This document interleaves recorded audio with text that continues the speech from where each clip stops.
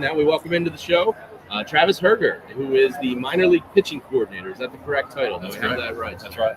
Now, you obviously pretty integral role in the organization because there's some big talent arms in the minor league system. Obviously, Andrew Painter is shut down for the year. We all know how special he is. But this is a big year for Mick Abel. It's a big year for Griff McGarry. Making that kind of switch into minor league camp, I guess you get more day-to-day control and working with the guys. What's that like for you with these guys and helping them? You know, they're on the doorstep of the major leagues. What are you working on? What are you focusing on with them? How's it going? Yeah, I think it's a pretty seamless transition from big league camp down to minor league camp, and a lot of that's with Caleb Cotham, our big league pitching coach, Brian Kaplan, our director of pitching. Really, just it's a seamless transition because we know exactly what they need to do. You're just doing it with a few different people. That's Sure. all. But their growth and development's really big, not only just for our future, but just the impact right now for them as well. So Mick specifically, it's just more building up. I know he had a little bit of a setback with some sickness in big league camp, but he's developed a two-seam over the end of last season. We want to continue that, sort of a good attack plan against right-handed hitters and set up his other really good stuff, his developing changeup, his elite curveball. And then we switched back to more of the gyro, harder slider at the end of last season. We had more of the sweeper slider back in 22 that he picked up, but I always felt like that turned the curveball into a really, really good pitch. So didn't quite have the effect maybe that we wanted to from a profile standpoint, but he had the old one when he first was drafted by us, and that's what we're going to roll with now. All right. Well, I would love to pick your brain and just kind of roll through what you guys have been working on, kind of going through player by player almost, giving us what you can share, the updated almost report on what types of areas you guys are trying to tweak and fine tune. You touched on Mick, but starting there, we can roll through and you can just bring your mic up. No, you're good. But that way you can just get an idea of even what you guys have been seeing on your end in the development and progression for each guy. Yeah, I mean, we're always going to prioritize health. That's number one, especially this time of year. I think we did a really nice job as a department in the off season of making sure guys were taking care of their bodies. We talk about integration a lot inside of our organization, and that comes with strength and conditioning, the trainers, our nutritionists, mental performance as well. So, and we want to make sure that these guys are staying on top of what they need to stay on top of in the months of October through January. And I thought we did a really nice job with that because guys came into camp healthy. They came in a little bit better, a little bit stronger. And right now it's just more about building them up, making sure their arsenals are in place, and ultimately getting ready for competition. Mm-hmm. And we have a lot of backfield games going on right now, and a lot of things can happen on those backfields that it's pretty crazy what you see. We try not to get too caught up in the result of that, but we get more ingrained in the process and what they're doing and what their attack plans are and how they're going about deploying that. Yeah, so Travis, one of the great stories last year was Orion Kerkering. Yeah. I mean, an ascension from low A to the major leagues to an NLCS. Mm-hmm. You got to work with him firsthand. Have you seen that rise before in your career with other guys? Because that's kind of unprecedented. And obviously Orion is being leaned on now as a big part of the big league club. What have you seen from him that just kind of like, aside from the sweeper, what has just like wowed you about this kid? Yeah, Orion's work ethic is off the charts. And when we first drafted him, he didn't quite have the big velo that he had, but he was sort of inconsistent in what his role was in college. He jumped from starting to closing to, hey, 2 days off, you're going to pitch again. So for us, it was just developing good routines. We knew, hey, you're going to be a reliever. But we wanted to get him off to a good start. So he worked hard in our off-season camps, our high-performance camps that we had. Our strength conditioning staff did a tremendous job with him.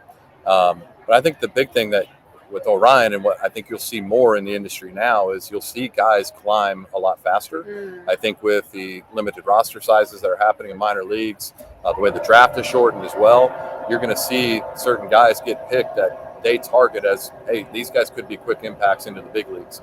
Instead of being in the minor leagues for 5 to 6 years, you're going to see guys get accelerated like what we did with Orion. But that also falls on him a little bit too and his work ethic and what he needs to do. But at times it was sort of laughable down here in the Florida State League. And I would get texts from colleagues like, why is he even here? And I just said, well, hey, he's from Florida. We wanted the warmer weather. We wanted to heat up a little bit up north before we sent him north. But he did a great job of just really establishing good routines. And that was one thing that came down not only from, just the minor league side, but also from the big league side. They targeted him last spring training as a possible guy. So we wanted to make sure from a health and and just a physical standpoint that he was in the right spot to be able to compete and So you and just said something get guys out. that perked my interest there. Yeah. The weather. Uh-huh. I never really considered that as a determining factor for where a guy starts, plays. How much does that come into play? Well, from a guy that was born and raised and still lives in Iowa, it's a major factor because in a couple of weeks when we break camp, I'll have to bust out sweatshirts and winter coats probably again. I hope not. But it's a factor. And I don't mean to prototype here, but some of our Latin American arms that have never been north of Florida, that's a thing. Yeah. And for American guys too. Sure. So it's something that plays a factor into what we think a little bit.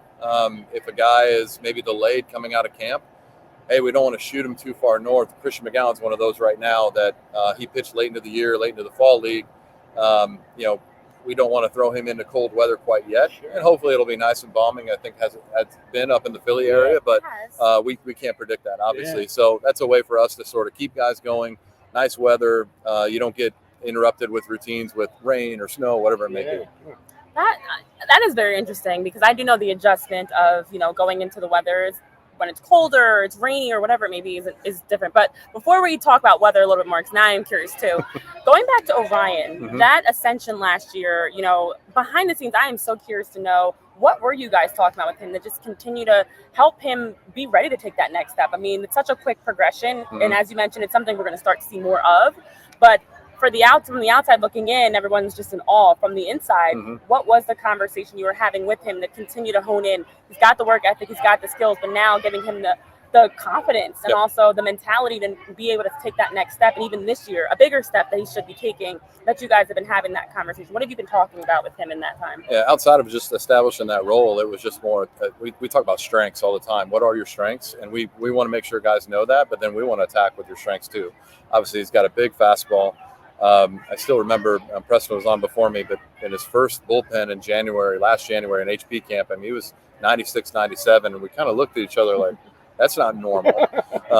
And so we had to, hey, let's back it down a little bit. But really, it was just about attacking with your strengths. And his big strength is the sweeper. And what's super unique about him is how much it moves, but how hard he throws it, but his ability to command it. It's really, really special, whether it's a right-handed hitter or a left-handed hitter. So we really just wanted to get him off to a good start and just attack.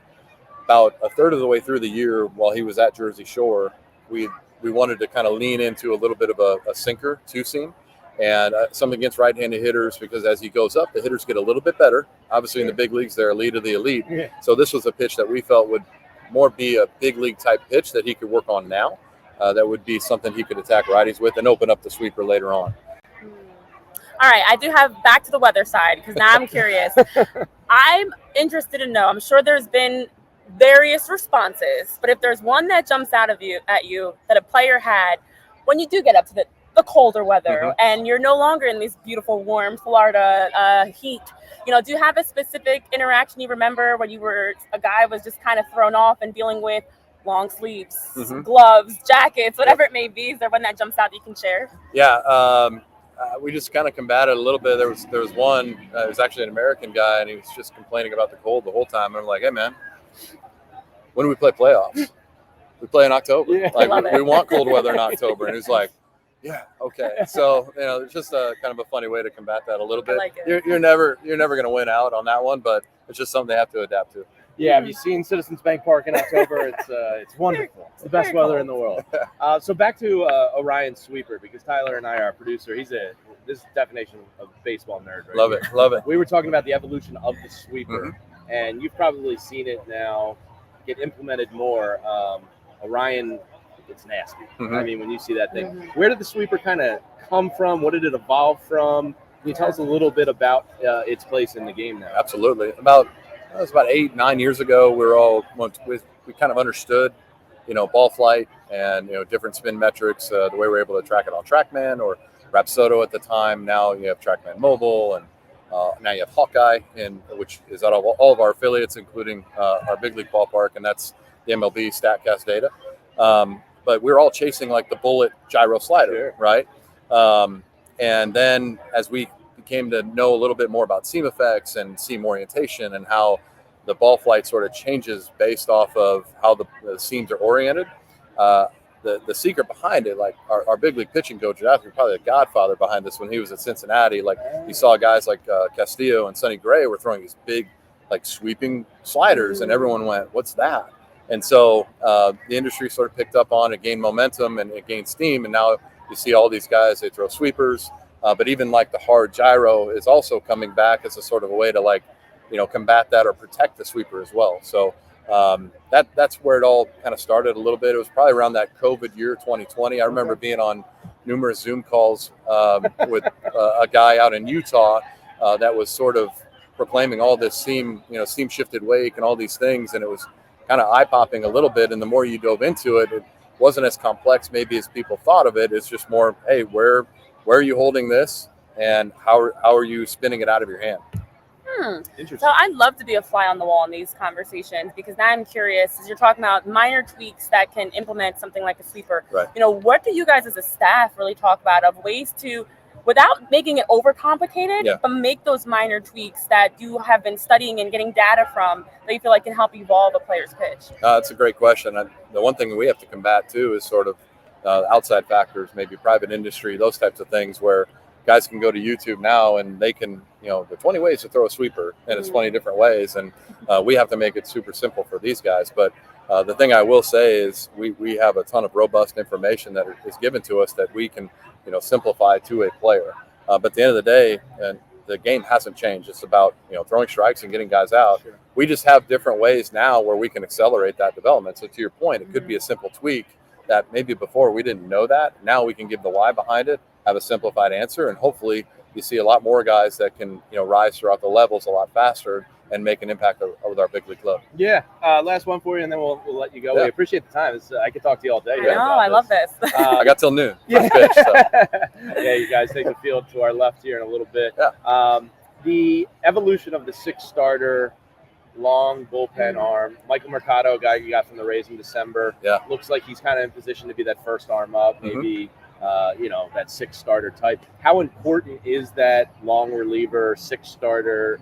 Like, how much more important has that become in the last 5 years? I think in multiple ways. It's been valuable. You look at it in 22, with a guy like Bailey Falter to be able to come up and pitch some impact innings and give Wheeler a break, so he could set up for a longer run. You can give Nolan extra days rest, and those guys were at their best going into the playoffs when we made that run. So it's something we talk about in the minor leagues a lot, whether it's a starter or a bulk guy, being able to build that up to where, again, they're still working on things they need to work on, but they can go up and make that impact. And whether it's 2 weeks, 3 weeks, hey, they can go in and fill some innings and give those guys maybe an extra day, keep them in the race, continue to win ball games. That's really valuable for us. And so, again, I think it's important now, especially you have more off days inside of a schedule. You can manipulate that a little bit. Yeah. But again, if we're going to make deep runs every year in the playoffs, we have to make that impact in the minor leagues in those type of spots. And you look at it last year, you had a guy like Lorenzen at the trade deadline. That was huge for us because we could give extra days rest. Guys were, a guy like Ranger, he's a little dinged up, and he gets into the playoffs and he's right where he needs to be. So that's important to us. We sort of know our role when it comes to that, whether that's even from a value standpoint as well, when we can, show from a trade standpoint, hey, this guy, can throw bulk innings or, is a starter. We may get more bang for our buck if we need an impact guy. And Dave and Sam need to go make a trade, and now we have more value as far as the trade goes. For you, in terms of getting those guys ready, is it its own animal in terms of true bullpen versus true starter? Is it its own unique kind of development and, I guess, building up? Yeah, and like I always say, the guys in the minor leagues have to pitch. And so even going back to Orion, like there was some times where we had to pitch him 2 innings, rather outside of just his 1 inning. And that was really just to get him volume and get him exposed to doing that. They just have to pitch. We have to cover innings. Like, we have a lot of guys that maybe we want to, we restrict a little bit when it comes to back-to-backs, or, hey, it's unique in the minor leagues too, because we play 6 straight days and then we have a universal off day. So you can't do the traditional 4-day turn like they do in the big leagues all the time. So we have to be sort of unique in how we do that. We can't run it just like the big leagues, but at the end of the day, we want to be able to physically prepare our guys to be ready to go and make an impact.